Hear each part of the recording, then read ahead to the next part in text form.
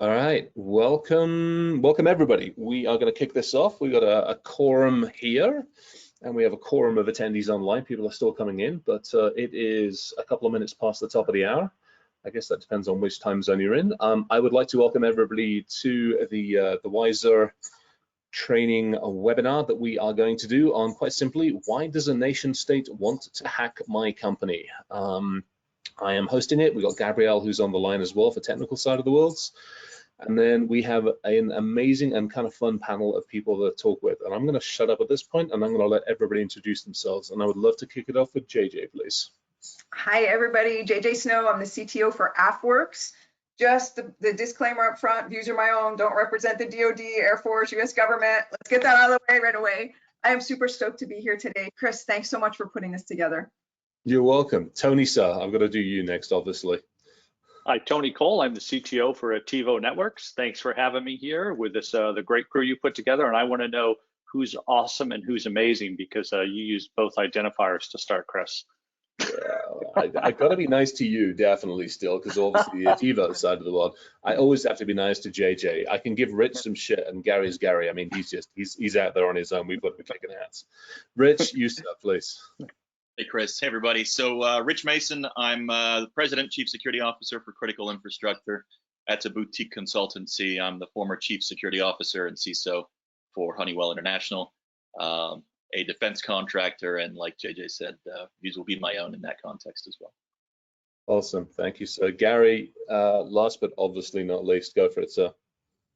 Currently, I'm the CISO for SoftBank, and previous CISOs for WebRoot in the city of San Diego, and I come from DoD. And I think it's pretty much it in a nutshell. You can take a look at LinkedIn and read about me. That's fine.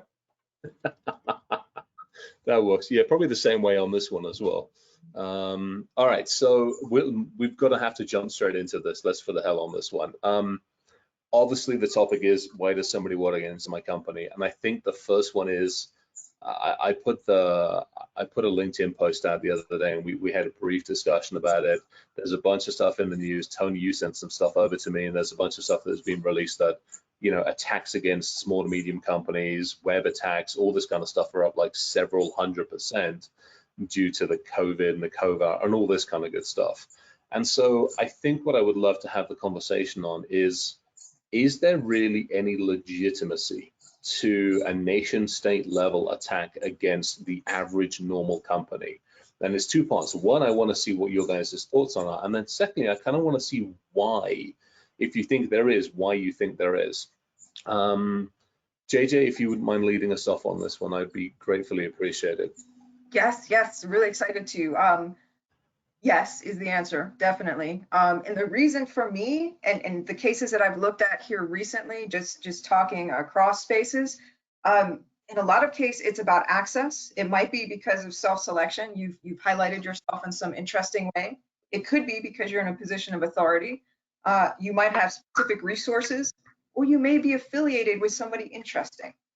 And finally, some of these small companies, they might provide a model for accessing a larger company. Nice. So basically, you're looking at what do they have, what do they do, and who are they connected with at that point in time. Rich, any thoughts on that one? No, and we hear it all the time. People say, "Why me?" Right? Like they somehow think they're off the radar for foreign intelligence and national security. But if you put a different hat on and say, at the end of the day, national security, economic security is national security. So to answer the question, why me? Well, someone's paying your salary, right? You're in a business, presumably, that's making money somewhere along the lines. You've got power, you've got money, you've got resources. And those are the same things that nation states like to collect. So in that context, wars aren't just fought on the battlefield. They've moved to Wall Street. They're moving to Main Street. If you have something that they need to collect, they're going to do it. And now with technology being in the state that it is, they can do it at scale. So you're in scope. Got it. So, I mean, to that point, it's interesting. If you take that perception, you take that, okay, the why me, and then somebody also said, well, why not me? How the hell does somebody get found? And that to me is the interesting part on that one as well. Gary, give me some thoughts on that one. You're a company, you're out there, you're doing your thing. how does somebody choose you to be the common point of an entry into, like JJ's got AFRL or something like that? Well, I think, the better question would be, how are you not found? I mean, if you pretty much, any device that's connected to the internet is a target, and as much as people go ahead and are on social media or on professional sites, you're already dropping operational intelligence about yourself, your company, services you're providing. To me, it's like, I don't think there is any hiding. And what's sad is most people aren't even aware of the digital footprint that they have and how much they're actually giving away for free that make them the target and make it easier, for companies to be able to select you as someone to be able to attack, or to go ahead and test out, a new botnet, or to test out something before they move on to a larger company. Yeah, that's a good point. Tony, your thoughts on that one, especially, I mean, you talk about the digital footprinting side of the stuff. Give me some thoughts on that one, the intelligence side. Yeah, it's really interesting. I love all the comments. I agree with everybody across the board. And if you think about a case, just as an example, and I'll go back to 2013, 2014, the OPM breach. That was a very, very interesting one that took place. And if you think about the data that was stolen, a lot of the cases in there had SF-86 forms, which is a blueprint of somebody's life that was applying for a clearance. And the adversary may be creating their target list based specifically on what they collected from OPM. Here's somebody that I think I want to turn into a spy. How am I going to build pressure on them? So, oh, look, they've had some drinking problems. So let's see who their health insurance was. Let's see if there's in that file who their doctor was. Now I'm going to go after this doctor's office. And, so it's very interesting, the map that you can build, and you could lay out that same structure again from, a program that the US military may be working on with an integrator. Then they actually breach the integrator, and then they see who the subcontractors are and who are the subcontractors, and then the suppliers at the lowest level. So it's really easy to build out that target list based on what your goals are. Sorry, I just got a note on the thing is screen disabled, or am I not able to see? Quick poll out to everybody. Can everybody see people? Let's see if we get some responses back in. I just want to send that out and make sure it's not something on my end that we've screwed up. I'm getting feedbacks on this one. All right, so that's an interesting one. So OPM breach was interesting, but if you fast forward now to the last couple of years, there was one. So okay, here's the thing. I had the windows cleaned at the house yesterday. Got talking to the guy who does the cleaning for them, former Marine guy, absolutely amazing guy, totally awesome guy. He starts going off about the supersonic anti-ship missile stuff that came out in 2018. And he's like, he went on a rant. He's like, we developed this stuff, we did all this, and then some goddamn third-party freaking Navy people lose all of our shit. And I'm like, whoa, okay, let's have that conversation. And this comes down to, so to me, some of this comes down to, I feel we're too open, and the military and the government especially are too open on going, hey, we've just released these contracts, and these people have got it, and these people have got it. I appreciate knowing where some of my money is going, but I also think we should sometimes shut the hell up and still leave it as the $25,000 toilet seat, to be perfectly honest. JJ, give me some thoughts on that one, because you are caught in the middle of that side of the world, definitely. Chris, it's such a challenge finding the right balance to let the taxpayer know, hey, this is what we're working on, but also protecting those crucial security programs that we need to put into place. And how do we do that smartly, right? We've had a couple instances where we've actually seen people get really excited about technology that's being used in the field, and they decide to say, oh, wow, this is cool, I'm going to broadcast it on social media, or they send pictures from field exercises, or they put something on a dating site, where I'm associated with such and such unit, which then gets them targeted. All of these ways can highlight something that's in development or the people that are around it and help our adversaries find it faster. And we've got to be so careful because everything's connected today. Actually, the dating site's a freaking awesome one for two reasons. One, because I remember doing some research. We were breaking into somewhere and we went out to the dating sites, and we actually thought we would have to go out there and pretend to be the opposite sex or the same sex, depends entirely upon what your alignment is. And we thought we'd have to try to troll people. Well, we didn't. We just did the research for the images of all the cat cards.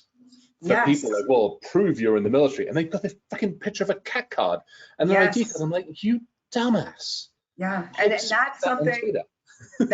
Yeah, and that's something that we've so for operational security purposes, we actually have to go through and check sites, and we've done that to make sure that we're protecting the people that are at the forefront or around specific programs. But it's not helpful when you have a young troop that maybe doesn't realize how easy it is to find that information, and he's posting pictures of himself on his dating site with the unit in back. That's not helpful. So there's a lot of education that needs to come around this, so that people realize how easy it is to find that information.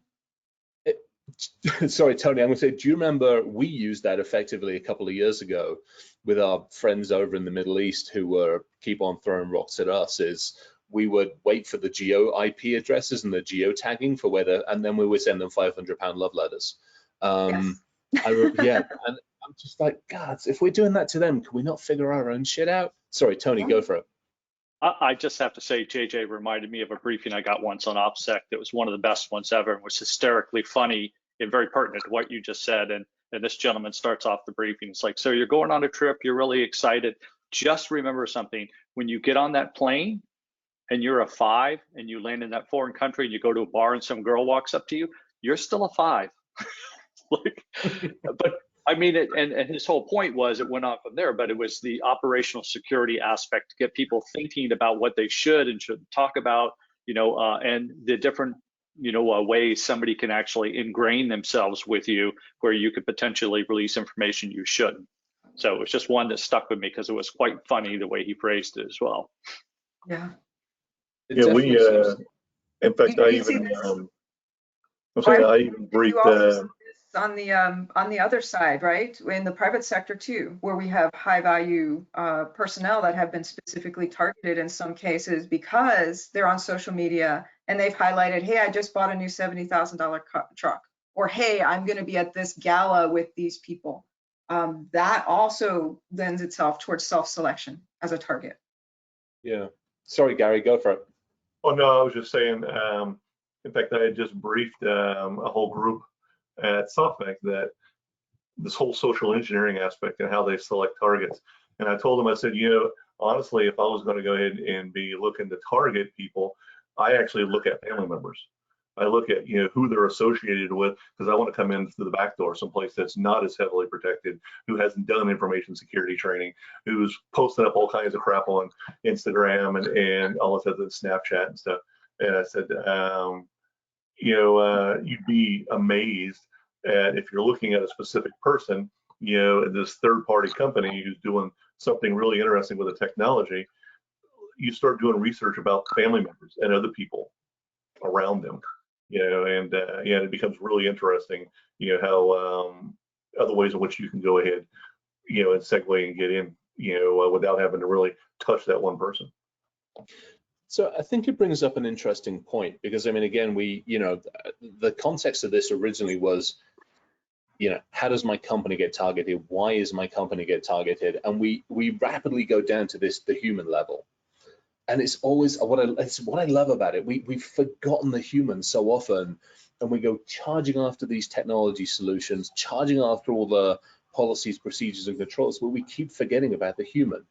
We keep forgetting about how do we educate the human? It's part of the reason that we're talking about it here. The logic for Gabrielle saying, "Hey, can we have a conversation about this from the training standpoint?"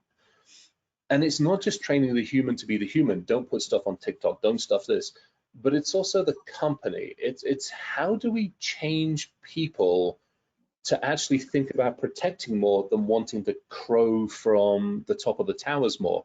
Rich, give me some thoughts on this, because you've worked in some amazing places where you've had to protect some of the data you've had in your hands as well.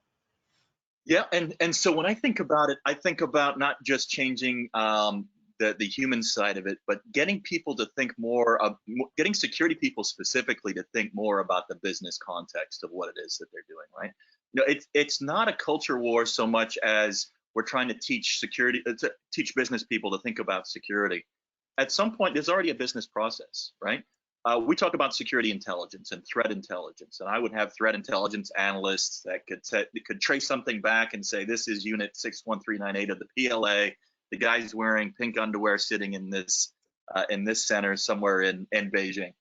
And you'd say something like, that's great, right? But so what? I've got to go talk to the business, and the business is going to ask me, what should we do differently as a business? Not patch this server, not change these passwords. Fundamentally, as a business, what should we be doing differently? Should we be exiting these markets? Is this intellectual property gone? Should we be focusing on the next product? I mean, if you ever read, and not to throw a jab at defense, but if you read the annual targeted technologies reports, those are created from the previous year's analysis, from the previous year's submissions. And so what we do is there's this self-licking ice cream cone effect where you tell me what to look for it, I look for it, I report it, you put it in the report, and you tell me to look for it.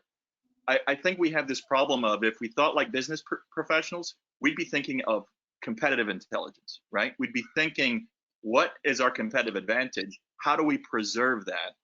And what's security's role in that? Versus saying, let's teach everybody about this separate mission. We need to be part of the business mission.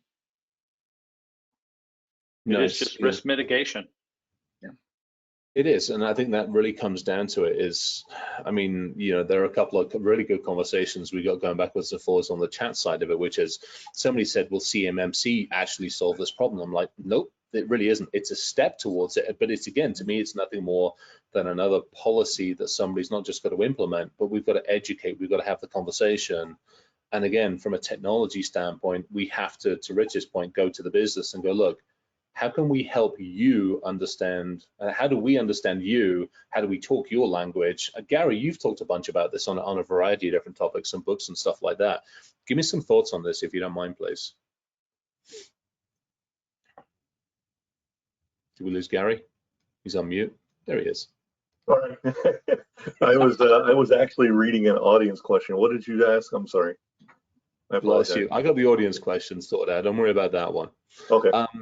So we were talking basically, again, from the business standpoint, we, from the technology standpoint, have to keep going to the business, to Rich's point, and saying, okay, how do we help you with risk? How do we help you with maturity? How do we help you with the humans? You've done a bunch of stuff on this one. Give me some thoughts, especially, can you hone in on like the small to medium business side of things? How do we help those more effectively? Well, and that's, just as you mentioned, I mean, the book I just recently published for SMBs, it was because of that. I learned it at Webroot, working with small businesses. We, I would actually go with the marketing teams and, the forward-facing teams and just listen to what they were facing, listen to the issues that they were having. And a lot of it was based on how to use our products to prepare, to protect themselves. But at the same time, it got me to thinking, how are they being targeted and why? And I started seeing this whole chain effect, and you would see these, these different groups of SMBs were being targeted, and I was figuring out why would they be, and then a lot of it was because of the data that they were holding, or typically it was other companies that they would be connected to. Like, these third parties were data processors, but they were data processors for hospitals, and then it was like, oh, okay, so they're being targeted because of the data they have from hospitals, and so a lot of times, just like I'm doing it internally in SoftBank right now, it was just getting out there, doing meetings, talking to them, and a lot of what I would do is I would relate, hey, this is what I'm doing right now. This is how I'm looking to protect myself. This is what I'm doing at home, and talking to my kids and making sure that they're doing things correctly. And then would talk about, like, when I was at the city of San Diego, I would go out and meet groups, different small business groups at lunches and stuff like that, and not only hear what they were facing, but also walk them through recent breaches and explain how it would pertain to them, and just discuss with them why it's important. Hey, I'm an electrical contractor. I got 50 guys. They're out in the field with their laptops. Why would anybody want to get a hold of me? Well, I'd be sitting there talking to them. Okay, you're an electrical contractor that's, you're doing work in companies all over San Diego County. Why do you think they would not talk? I would be like, why would they not contact you? And so it was just stuff like that, just kind of helping them see from the adversarial side on the outside looking in. And a lot of it, I found it's better to go to them, and do events where they're more comfortable, and they want to sit and they want to talk with you. And I've written about this, from a culture aspect, even inside of business. Do the lunch and learns, do the things where you can sit and talk with them and let them see the inside of security, and who the people are, and what your program is, and what tools you're using and why. and then they start relating it to their, the stuff that they're doing daily. And you just got to make it relatable, help them, from an audience perspective, help them see, the value of it. So let's go back. I mean, we all remember the posters from, we don't physically remember the posters from World War II, because hopefully none of us were kicking around at that point in time. But we all remember seeing the posters, the loose lips sink ships, and all of those ones. That mentality was ingrained in us to a greater or lesser degree. We didn't have the internet at that point in time, not to the extent that we do by far and away these days. But we fast forward to now, and hypothetical situation, I end up doing research work for, an agency, or for DARPA, or for JJ, or for any of these other companies. Why is the mentality now to crow from the top of the roof? Why is it that I have to go out there and beat my chest and go tell people about this? Why can't we shut the hell up, do it quietly under the covers, and just be satisfied that we're doing a good job without having to tell everybody about it? What's changed? Why have we changed? Anybody, give me some thoughts on this one. Social media, we've given people the opportunity and the means, to talk about what they feel their accomplishments. So on a frequent basis, and it's been ingrained now for, well over a decade, 2 decades, where people could talk about every single thing they do. That's the major issue that I see today, that's really causing this to amplify, is social media. I'd say dual use technology. So, I guess the structure for a lot of companies is the initial funds come from the government to do the R&D, but the company gets to keep the intellectual property and commercialize it. So there's this dual use of, it's not just a state secret anymore that we do for protecting the ships that loose lips will sink. There's also this huge appetite, especially when you're a publicly traded company, to commercialize it and get as much revenue as possible. So it's a very fine line to walk, especially as a defense contractor, to be both a commercial entity and also a national security representative. So how do we balance that? I mean, JJ, you've definitely got a foot almost in both camps. 2 questions really. One, how do you balance the teams that work for you on helping them understand? But as a lot of the companies come and work with you, engage with you, is there anything that you guys do to help them actually understand, congratulations, love working with you, but your ass was a target, now it's even more of a target? Yeah, Chris, that's a great question. We work a lot, as you know, with bringing in outside expertise, because in government, one of the things that limits us is our access. We don't live in the digital environment every single day, so we don't see the different evolutions that are happening or how fast they're happening. So when I bring in somebody like yourself to come down and help advise the Army Special Operations Command, they don't know what cyber looks like from your perspective. And having that ability to give an insider perspective, a red teaming perspective, a white hat perspective, and bring in that business perspective as to why they need to care and how far ahead these technologies and how fast they're moving actually are today is invaluable. When we bring in our small business partners or even some of our medium business partners, and we sit them down, we start talking about you're teaming with the United States government now. This automatically makes you a target because you may sub to a prime DoD contractor. If you are a small company that's now subbing to a prime because you don't have your own contract with the government, you now become a vulnerability potentially to that company. Or maybe you have a technology of interest to an adversary force. That makes you a target automatically. Or just that affiliation piece. If you're affiliated with Special Operations Command and we're looking at you and teaming with you, now you're of interest to adversaries, both nation state and non-state actors. All of these things have to be clearly articulated and shared. How do we do that? Don't grow about it. Well, the people do. I mean, let's face it. I mean, I'll be honest. When we were hanging out down with the SoftWorks crew, we put some fun context out there because it was actually fun doing it. Now some stuff's come out of that which will never ever hit the public world for all the obvious reasons. But I think some of us have got that mentality and the ability to separate, hey, this is private shit that will never end up on a computer that's going anywhere near the internet or actually anywhere near anything that can get to the internet. And then there's the stuff, hey, we can have some fun with this. how do you instill that in people and in companies? I mean, I've seen so many companies that are like, whoa, we just won a contract with somebody and we just, great, you just put yourself fair and square on the top. And by the way, the company's got the key personnel on the front page. You go out to LinkedIn and everybody's out there and all this. I was actually doing some research for an Israeli company. And we're doing some research on another company and they have only 4 people showing on LinkedIn. And I'm like, yay, because I know there's 40 people inside the organization and the rest of them, their ass has got to stay the hell off of that kind of stuff. But how do we, can we teach people? Can we train people? Or in some ways, is it too late? I mean, do we just have to accept that people are a target and we've got to educate people better? I'm up for some thoughts on that one. Rich, hit me up on that one for a sec. So there's definitely a human element to that, right? So it's not just the brand, the company you represent and their brand and the countries that they're supporting.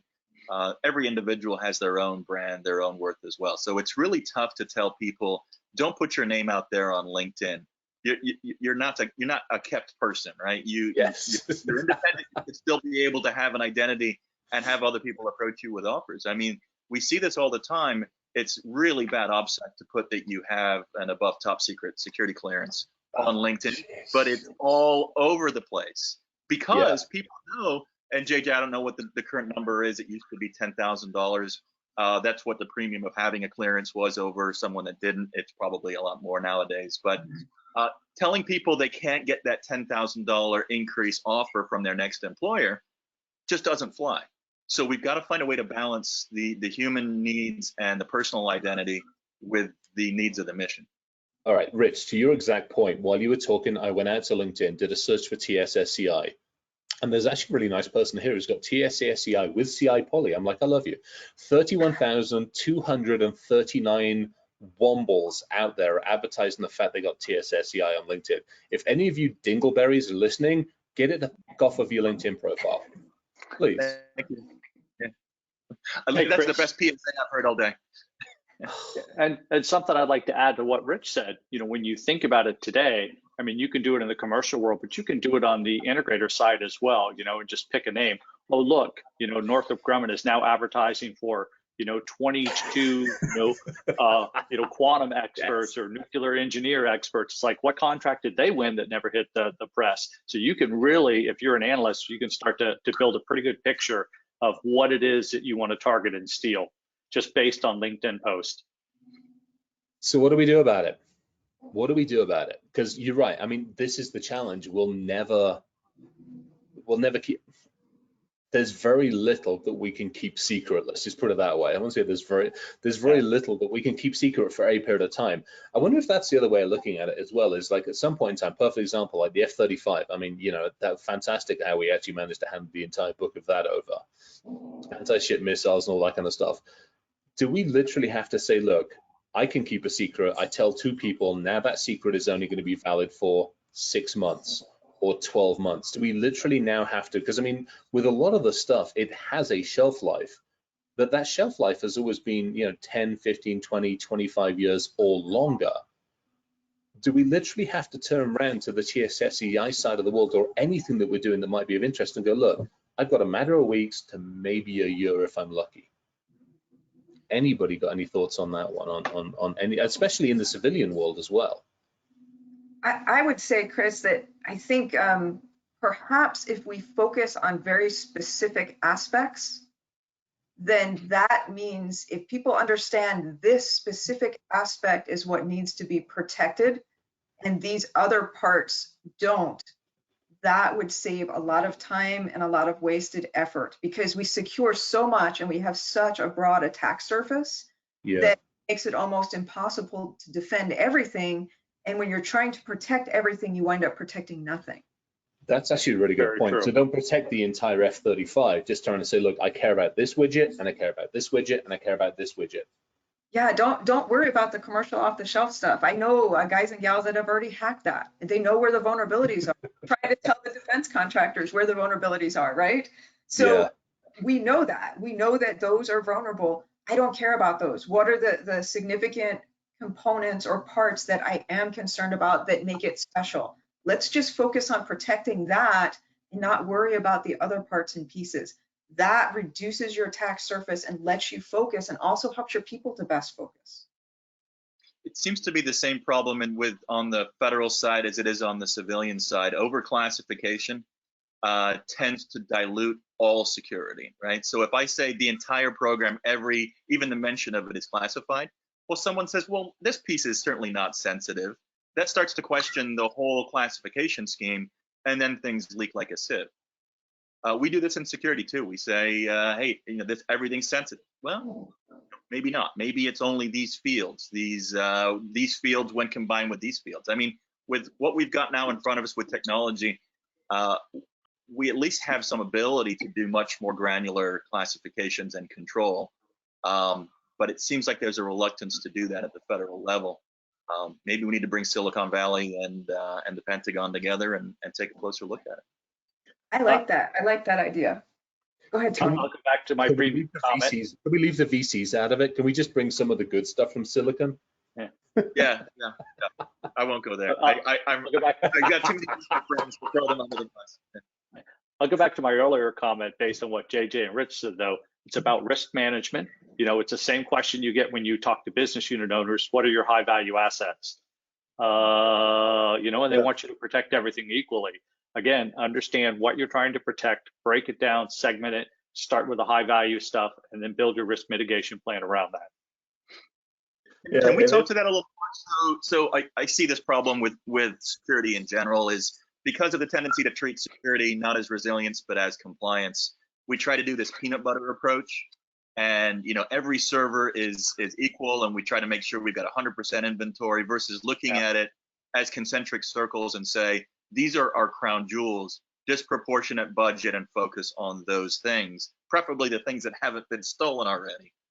And I don't think most of us take enough time to do a crown jewel discovery, a crown jewel analysis. I think a lot more effort on the civilian side needs to be focused there. That's actually no, that's a really, really huge point. It's something Gary and I have talked about a bunch of times on this one is how often, because I know I've done it. Gary, I want you to talk about this in a second, but walked into a company and gone, I'm going to close you down tomorrow. What is the one thing I could do to you that will kill you tomorrow?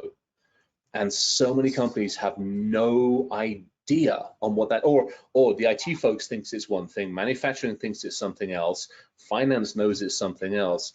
How do we get everybody to talk effectively together on that one? And then again, how do we deal with that? How do we help them understand that? And how do we help, again, especially the small and medium businesses, because that's the bread and butter of a lot of the stuff that's coming into any of the intellectual property stuff. Gary, I hit that one again, if you don't mind. I think it needs to be beaten to death, to be honest. Yeah, we, in fact, that whole discussion, I've gotten in with, you and I have talked about it, and we've argued with people about it. And a lot of it was people tend to think business continuity and incident response are the same thing, and they're not. And I find even talking to fellow CISOs, they don't really understand the business that they are protecting. They're doing their security piece, they're in their box, they're doing their thing, but they haven't done the fish tacos and beer after work with other department heads and other business units to figure out, hey, what do you actually do for the business? What's important to you? What sucks? What things are my team fucking up that I need to fix? And at the same time, you start learning what are the important things. And again, as you guys mentioned, you kind of all of a sudden your attack surface gets a lot smaller because now you've kind of fine-tuned as to what areas you need to protect. And a lot of businesses need to have that discussion. What do I critically need to stay in business? And it's not the whole tech stack. It's not all 10,000 employees. There's certain things that I need that I can exist as a business until everything else can eventually catch up and we can spin everything back up. What is that? Have you had that discussion? Even if it's a tabletop, you brought somebody in, you need to have that talk. And from a security perspective, I want to know because it helps me better understand what I need to protect. IT, they want to know because they're doing the spend and buying all the technology and protecting the data, and not all data is created equally. We're backing up 7 years worth of email. Do you really need 7 years worth of, hey, meet me for lunch and this, that, and the other? No. There's certain things that you need. The rest of the crap you don't. And it is. I mean, I think across the board, whether government or whether business, you need to have those discussions and fine tune it down to you know, when you say crown jewels, again, you don't need all those jewels. There's just certain things you need. Which ones are they? What's the cost? There was a What's the great cost of comment play? in here, and I'll butcher the name, so I'll apologize. But Yash, there was a nice individual. Key to identifying which trees will burn the forest, and I love that tendency maybe to go for the tallest tree. Classic risk management. That's a perfect way of putting it, because I butchered the name, and I wholeheartedly apologize. I will take education on that one, but yeah, absolutely. Can I add something to that? Yeah, please. Yeah, a great example for me, and one of my biggest learning experiences was 9/11 at the Pentagon. So running security on the backbone, thinking that we were pretty resilient and had a pretty good structure. But at the time, there were not a lot of structures to test resiliency in place. There just weren't a lot of people doing that. And I will tell you what I thought was important was not what was important after 9/11 happened. And the infrastructure there today, thanks to some great work from different women and men across the board, you know, it's totally different than it was before 9/11. So, and it's things you don't think about, you know, having redundant telco providers, for instance, but it all coming in the same avenue, you know, is problematic, you know, when there's a physical event that takes place. So the point is today, to Gary's point, you should also do those tabletops and also test it. So, and test it and retest it over and over and over again, so that you actually get better and better and better and better, so that you don't have your own 9/11 event. Yeah, and Chris, if I can add one thing, Totally. really important for the leadership to support this and to understand that when you're red teaming and you find bad stuff, that's a good thing. I have seen far too many people go, oh my gosh, we've got security vulnerabilities, we don't have a strategy, they take it as a negative. It's a very good thing because you're being proactive, and that's got to be something that's at the forefront. Security found a problem, fire security. Right. Yeah. Yes.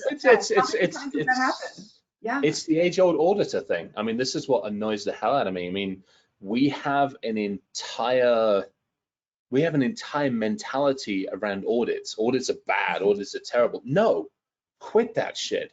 Bring them in, sit them down, and go, look, here's all the skeletons. Help me understand how to get better.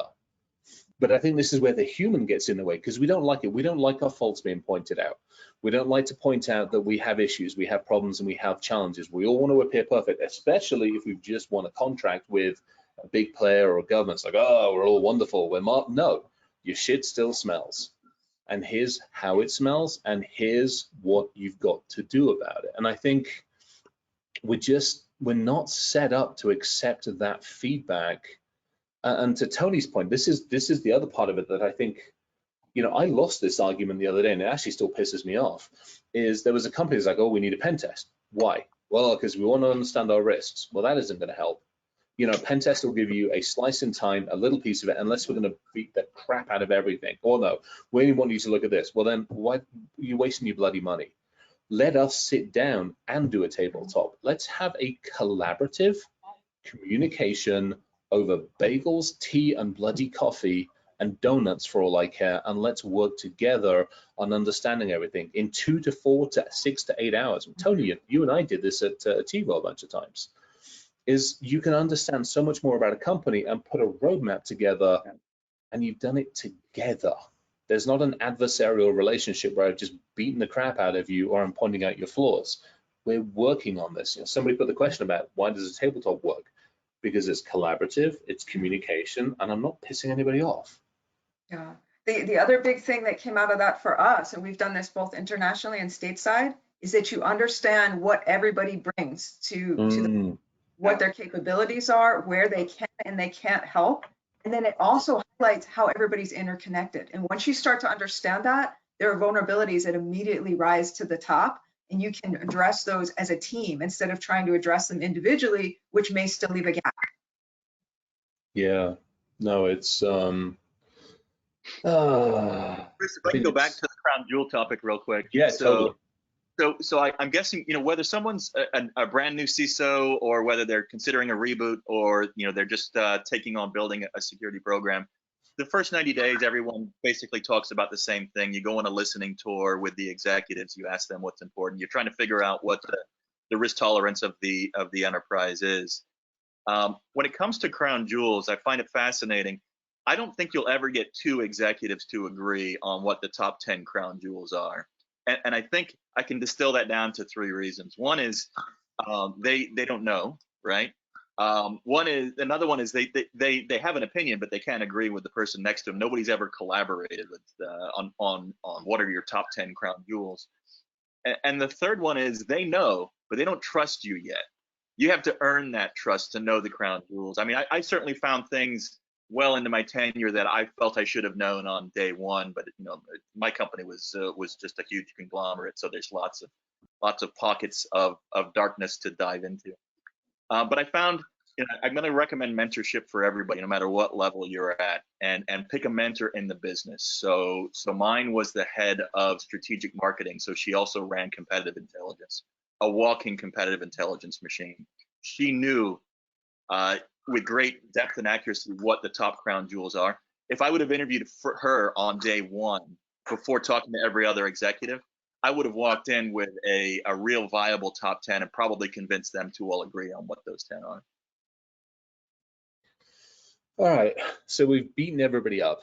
We've pwned everything. We've taken it all. We've sat there. We've sold it to the highest bidder or who we're in the mood to sell it to. What do we actually do about it? I mean, we've talked at kind of length. If we were to give people, let's just say, it doesn't matter, small to medium to large companies, I'm interested on like the top 3 or top 4 things. If you were walking into that organization, Rich, either as a leadership person or as a virtual CISO or a consultant or a trusted advisor, somebody, or JJ, you just brought another contractor in. I'm interested from each of you as to what you or how you would kind of help that organization understand. And I'm going to go from right to left. Sorry, the dog's trying to eat the sofa. Gary, you're up first. You're answering questions again, weren't you? Yeah. No worries. I was just I was imagining the wolf mutt chewing on the sofa. Yeah. That's like holy crap. Now every time I've had to do this, it's always been it isn't like, hey, look what we found. You guys were screwed up. It was more of, it was more of a collaborative approach of, hey, we've gone ahead and we've done this. We looked at, these are the areas that we looked at. These are the things that we found. The good, the bad, and the ugly as to why they were bad. Or basically the impact to the business, the impact to operations. And then it was a discussion, with the group as a team as to, okay, let's prioritize this. Which one should we be focused on first? Because it's always a discussion about impact to business. I can go ahead and explain to them why it's bad, and why auditors are going to look at it, but they need to go ahead and explain to me, oh, this one has $90 million worth of revenue attached to it. Well, this one only has 5. Okay, I kind of got my marching orders. So I try to tie the business context with it, and I definitely want them involved because they feel like they're buying in to the results. And then we put together, our strategic plan for the next 12 to 24 months of things that we're going to work on and initiatives that we're going to do. So typically I'd like to do it in that type of a collaborative effort. Nice. Rich, give me some thoughts. I'm up for this one. I'm not going to plug a solution, and if somebody has one, please shoot me a note offline because I'm always looking for something that can solve this problem for me. Before I walk into that meeting, I actually want to do some network-based discovery of what's going on. I'm always fascinated about the power that we have when we get sued and we throw e-litigation and e-discovery tools, and we do concept clustering, and we do redaction and deduplication, and all this magic happens just because we got sued, and all of a sudden everything that's important and why it's important and who can touch it. I kind of want to do that before we get sued, proactively. So if you've got a solution, shoot me a note on that.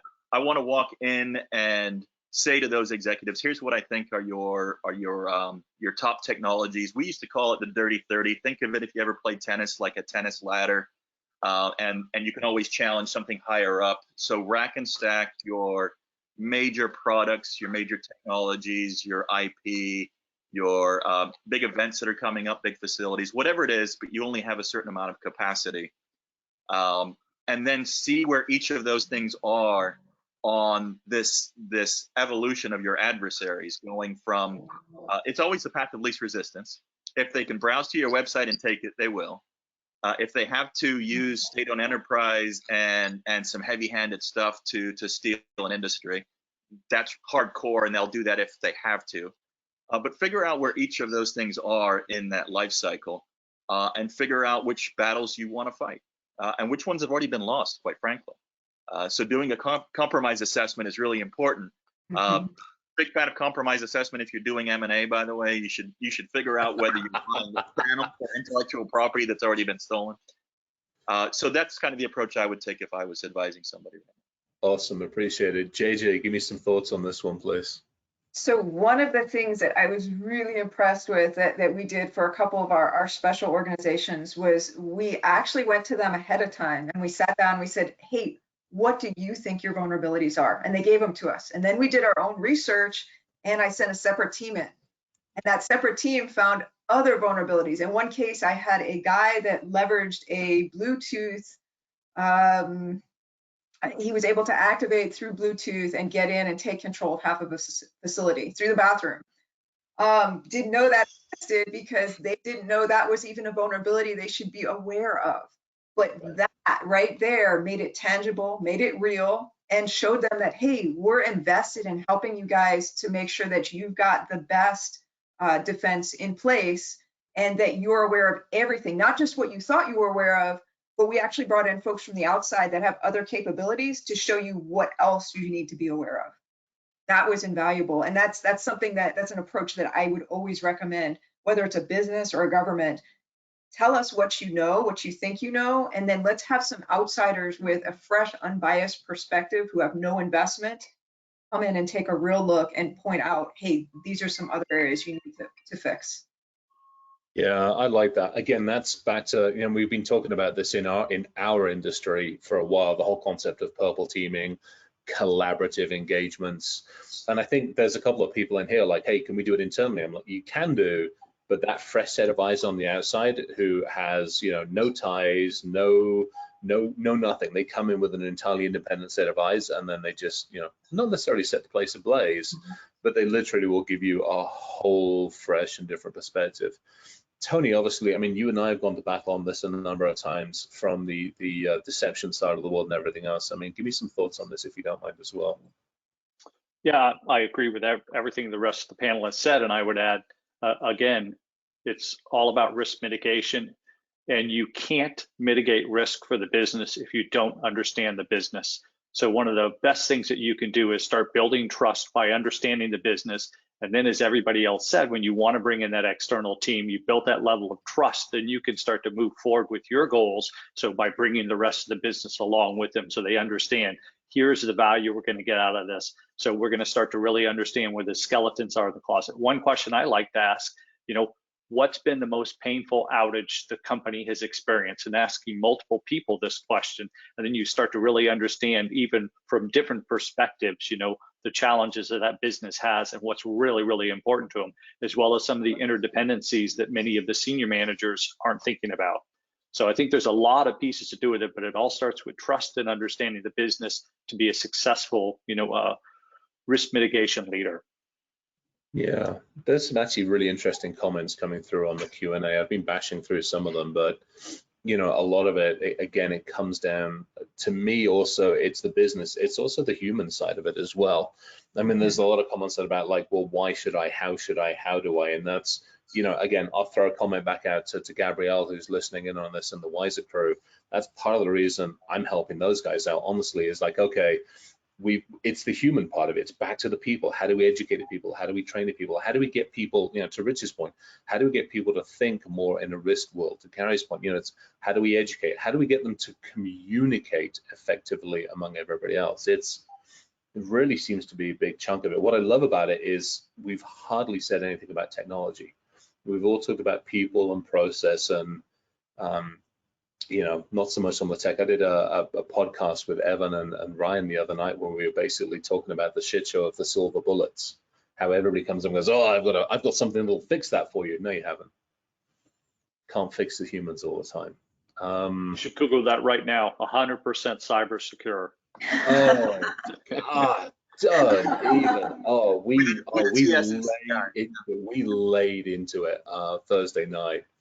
I did just we took a few of those interesting companies to task. You know, a couple of them like world leading AI and all that shit. And I was like, yeah, I don't believe so. All right, so we've gone through best practices, we've gone through the reasons, the whys, the wherefores, and everything else on this one. What else? Let's actually, I'm interested. So again, you know, we go back to the nation state side of it, and we go back to why would pick a country, pick your adversary, roll the dice and pick your country. Why would somebody do that? Is it the fact they don't want to invent it? Is it the fact that they don't have the time, the effort? Is it the fact they want to compare? Is it what's the logic? Why is this happening? JG, I'm going to hit you up first on this one because of some of the stuff on that side of the world. Give me some thoughts. So some of the examples that I've seen recently, one, you have an adversary that wants to stop you from getting that technology before they do. They don't want you to have an advantage or an edge. Two, they want that technology, but they don't want to have to invest the R&D dollars. You've already done that for them. So that's a massive savings if they can just steal that, pipe it over, and begin producing it, right? That's easy. Or three, very nefarious. They want to get in there and mess up that design in such a way that when it does go to production, now bad things happen and all of a sudden, oh, that design doesn't work. It's not good anymore. When in fact it really does. They just want you to think that it doesn't. Ooh, that's a good one. Yeah, I've seen a few examples, shall we say, of where that's maybe occurred. Not necessarily design, more manufacturing, shall we say? Yeah, okay, that makes sense. Any other thoughts from you guys? Again, as we're educating people and as we're giving the audience like reasons that they have to go to their people and say, look, this is why it's happening. Any other thoughts on the logic and reasons for this? Go for it, Tony. Number 4, I would add to yours, JJ. I agree with everything you said. And for a few countries, sometimes they do it because it's where the money is. So, and they simply want to, you know, stuff their own pockets as well as, you know, help their country.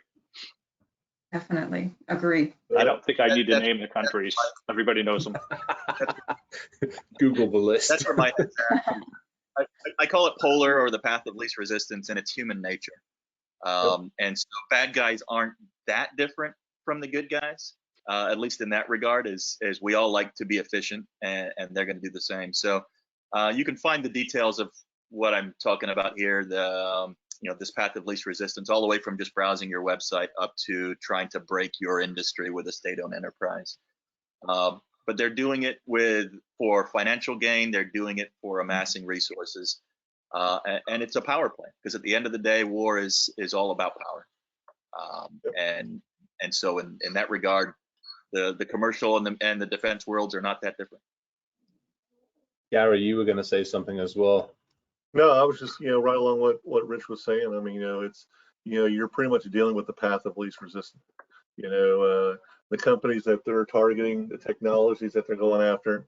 You know, it's available, it's there, you're connected, they're going to do it.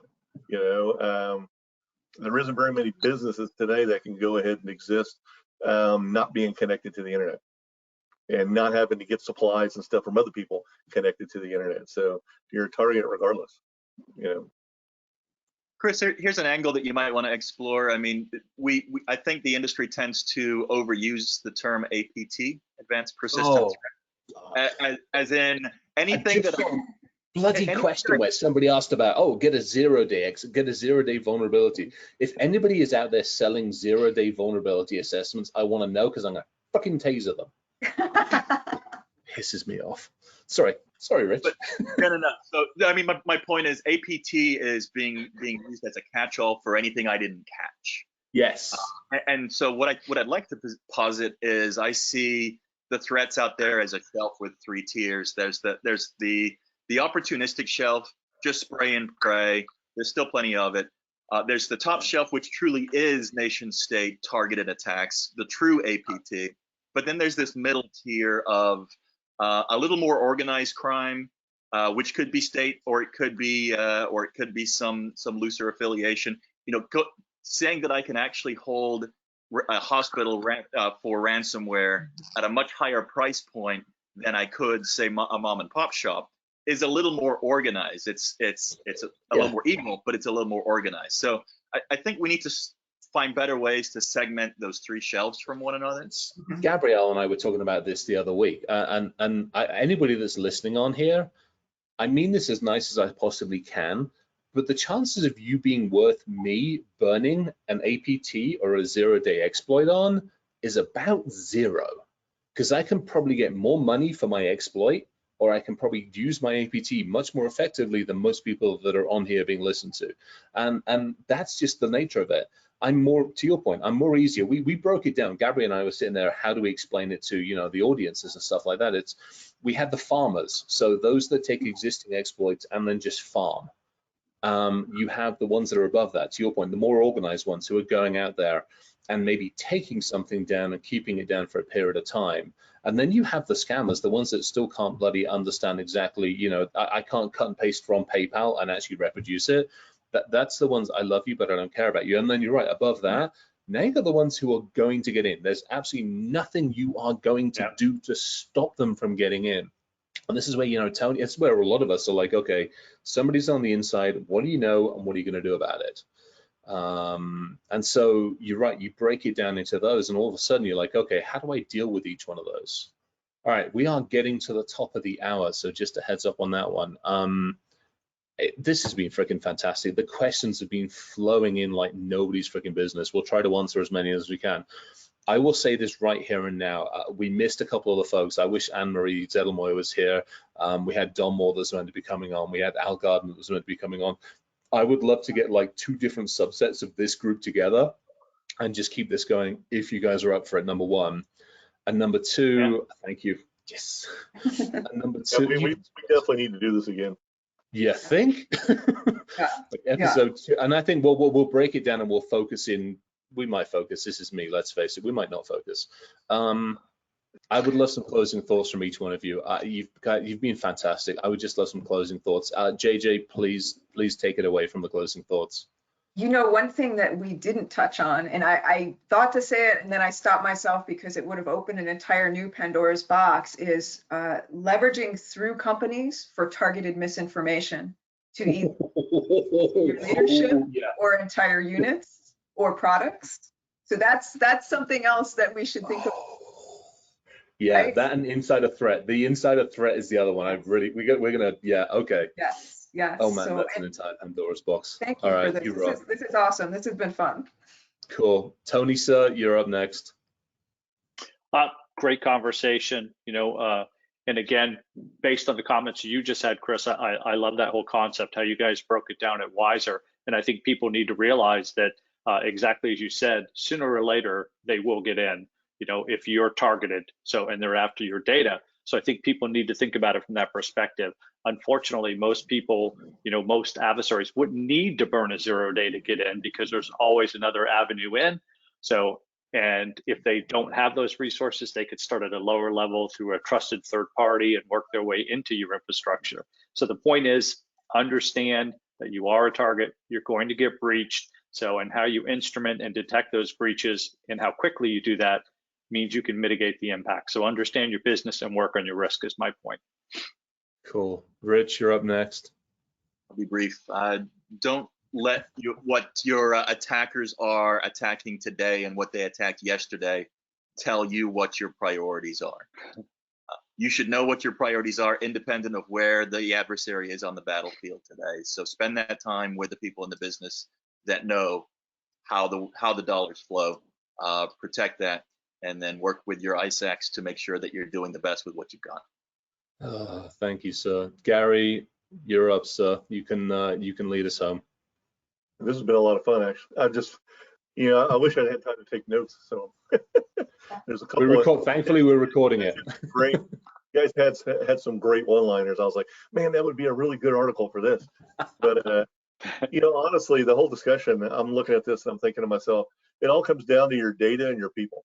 I mean, do you understand your data? Do you understand what's important, what's not, where it's at, who's accessing it, what you're doing with it, and then your people themselves? I mean, what are they doing? How are they, how are they doing the business? How are they protecting the business? Have they been trained on it?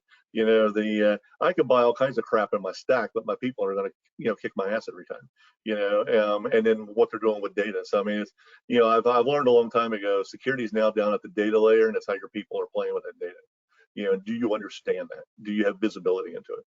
Nice. Again, I can't say thank you enough.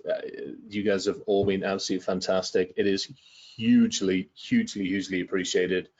Thanks to everybody who hung out and who listened. We had like over 100 questions. I think we got to some of them. We'll try to get to the rest of them if we can. We'll figure it out in the next couple of weeks. I'd love to have everybody again at some other point in time. Please have a safe and secure rest of the week. I love you guys. Thank you very, very much. And we'll talk again. To everybody who's listening, thank you. To Gabrielle, to everybody over at the Wizer for hosting this at Wizer Training, thank you very, very much. And we'll take everybody again.